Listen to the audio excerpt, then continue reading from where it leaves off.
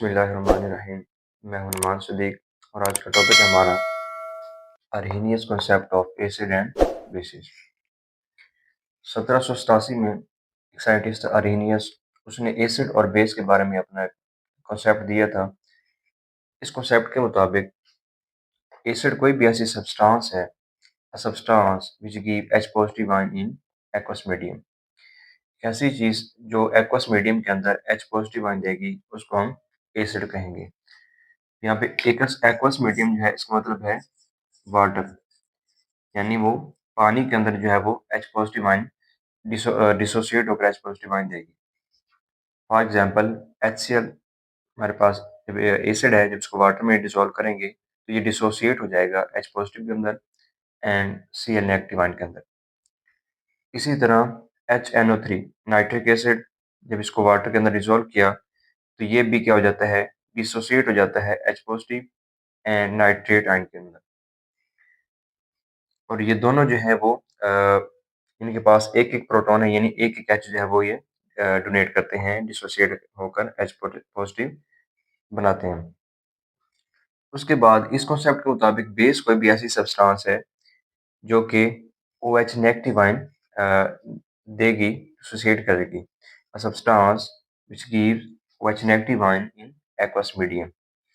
कोई भी ऐसी सब्सटेंस जो एक्वस मीडियम के अंदर OH नेगेटिव आयन प्रोड्यूस करने की सलाहियत रखती है तो उसको हम बेस कहेंगे। मिसाल के तौर पर NaOH सोडियम हाइड्रोक्साइड, जब आप इसको वाटर के अंदर डिसॉल्व करेंगे तो ये Na पॉजिटिव आयन और इसके साथ OH नेगेटिव आयन देगी, तो NaOH जो हमारे पास ये एक बेस कहलाएगी। इसी तरह कैल्शियम हाइड्रोक्साइड COH ट्वाइस, इसको जब आप वाटर के अंदर डिसॉल्व करेंगे तो ये C positive ion, 2 positive ion और इसके साथ हाइड्रोक्सिल आयन जो है वो जनरेट करेगी, देगी।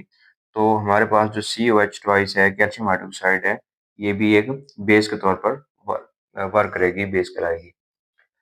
अब ये जो कॉन्सेप्ट था, इस कॉन्सेप्ट की कुछ लिमिटेशन थी। नंबर 1 ये कि this concept is applicable only in aqueous medium. ये जो कॉन्सेप्ट है ये सिर्फ एक्वस मीडियम के अंदर, यानी पानी के अंदर चीज़ों को, उनकी एसिडिटी और बेसिसिटी को एक्सप्लेन करता है, लेकिन नॉन एक्वस मीडियम में ये जो है वो उनको एक्सप्लेन नहीं करता। सेकंड इसकी ये था कि it can not explain the nature of compound like CO2 and NH3।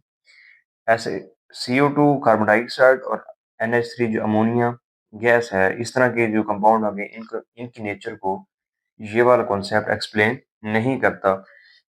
लेकिन ये जो है CO2 इसकी नेचर एसिडिक होती है और NH3 जो है इसकी नेचर बेसिक होती है, ये एक बेस है। अभी तो इन दोनों का जो है वो इस कॉन्सेप्ट में इनको कोई भी एक्सप्लेनेशन नहीं दी गई। तो ये जो है इस कॉन्सेप्ट की लिमिटेशन थी।